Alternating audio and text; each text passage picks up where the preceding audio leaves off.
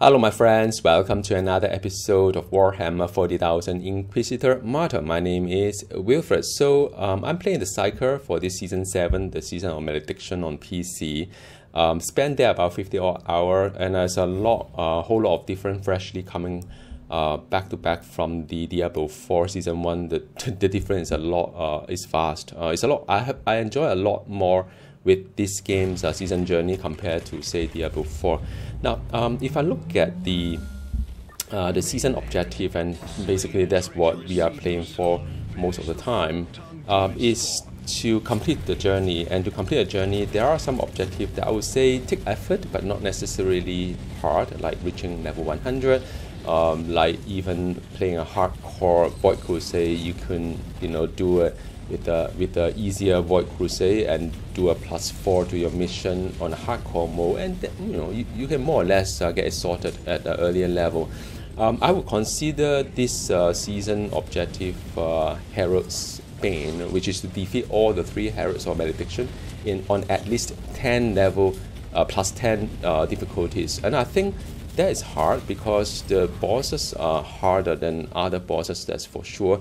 This particular boss that you're going to see, it has 1.9 million health, 290,000 armor, and on top of that, because it's a +11 kind of difficulties, minus 94% damage dealt from my character, and I received 545% damage suffer from the enemy, and on top of that, all the maledictive enemies are having a buff of XP 35%, buff of the damage reduction 25%, and also all the damage are converted into warp damage in this particular video, and is increased by 25%. So it is tough, and now you see that this is the boss here coming up, and it's really hard one.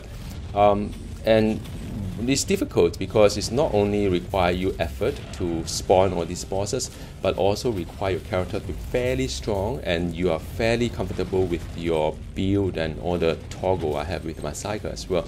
So I have a lot of fun playing this, and you have to complete the 3 different Heralds of Malediction. So this is the warp one, there's another one that's poison, and the third one is for the fire. I personally feel that the fire one, the smoldering one, is pretty hard because they reuse the unholy cathedral boss, which is the big one. Looks like Asmodan if you play D3. That one to me is probably one of the hardest one. The warp is kind of okay because there aren't really a lot of area damage that it does compared to, say, the poison one. But all in all, I mean, all these bosses are hard, just really hard. So now the +10 difficulties in my mind, right? Because you, unlike other season, kind of other season in the past, I think the seasonal boss is always spawned at the same level as you, so you have to use tarot card to up the difficulties. The max you can do is +11 with the tarot card, +8 won't do, so I think at least you have to do +11 level above, which is what I'm doing this video. There are 2 tarot cards that bring you to that difficulties. One is the art enemy, which is a random chance to give you to get a duplicated items. There's a positive side. The negative side is that it has a randomized damage type dealt. So I personally felt that that tarot card is making the mission a lot harder, because sometimes it may roll things like melee damage increased by 100%, or range damage increased by 100%, those sort of things. So I try to avoid the art enemy unless you are pretty lucky with it. The second one, of course, second option is a Grim Reaper. A Grim Reaper tarot card will allow you to gain a chance to gain a higher level item, which is relics and above, but it gives you randomized penalty or restriction upon dying. So it could be things like you only have 1 life, or like this one is each death will reduce my HP by 25%, and so on.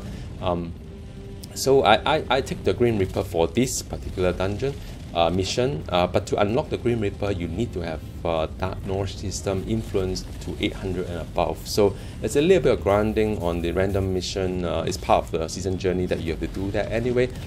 So I strongly suggest that if you want to attempt, which I did on both tarot card, the art enemy is going to make your life a lot harder. I actually did that with my against the poison Herald, the boss, which I've got it on my last live stream as well. So yeah, with that, I mission completion on the art enemy, and you've seen it on my live stream, the previous live stream, which I downed the poison boss with the art enemy tarot card. This one is with the Grim Reaper tarot card. I did the smootering one, which is the fire boss, with off the camera, but that was a very brutal one. I literally have to run around the pillar to stay alive. It was really hard. So now, of course, you know, you don't have to do what I'm doing. You can see my gear later on as well. I do not have any of this seasonal seal as well.